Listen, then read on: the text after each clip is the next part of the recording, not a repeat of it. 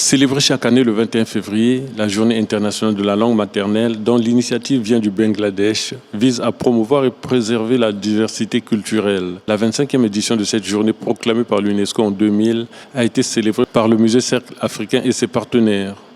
À l'occasion de cette célébration observée le 21 février de chaque année, l'UNESCO réaffirme son engagement en faveur de la diversité linguistique et invite ses États membres à célébrer la journée dans autant de langues que possible afin de rappeler que la diversité linguistique et multilinguisme sont essentiels pour le développement durable.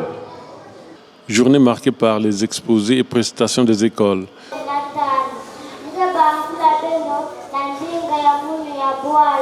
Demain, je vais aller à l'école en Yaka, Nangwali et Sayene, Sur les 7100 langues parlées à travers le monde, 3100 en voie de disparition, ce qui n'est pas une bonne nouvelle. La langue est l'une des premières valeurs identitaires dont disposent les humains. Chaque année, des langues disparaissent. L'UNESCO reconnaît que 40% des habitants de la planète n'ont pas accès à un apprentissage dans une langue qu'ils parlent ou qu'ils comprennent. Tout ce qui concerne le passé se transmet par la langue. Mais malheureusement, nos sociétés influencées par la science, influencées par la fiction, aujourd'hui on perd de vitesse parce que nous avons perdu l'importance des langues maternelles. Aujourd'hui, plusieurs communautés linguistiques au Congo ont pris conscience de la nécessité d'utiliser la langue maternelle et d'en assurer la vitalité. Dans notre pays, même au niveau de la cellule familiale, la pratique de la langue maternelle devient de plus en plus une démarche inacceptable au profit de la langue française et d'autres langues étrangères. Quand bien même que la francophonie ne demande qu'à faire enrichir le français des langues maternelles.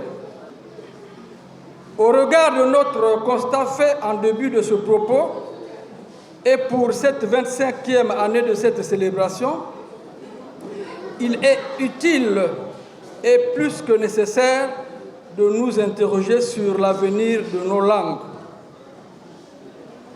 La langue comme patrimoine mérite d'être protégée, d'être vulgarisée et d'être transmise aux générations futures. 55 langues maternelles ont été recensées au Congo. Les jeunes devraient porter haut le flambeau de la langue maternelle. À travers cette journée, une mission a été confiée à Frédéric Pambou d'établir les liens entre les langues maternelles et l'éducation. Dans certains pays comme la Côte d'Ivoire, on a démontré que si on apprenait à un enfant dans sa langue maternelle les mathématiques, l'arithmétique, l'enfant évoluait plus vite que tout le monde. Au niveau aussi de l'école formelle, il faudra peut-être aussi privilégier les arts.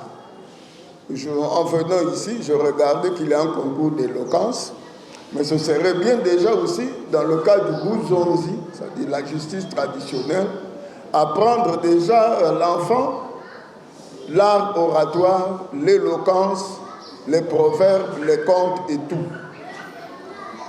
Ça, c'est quelque chose de fondamental. Cette journée a par ailleurs été célébrée sous fond de prestations des écoles.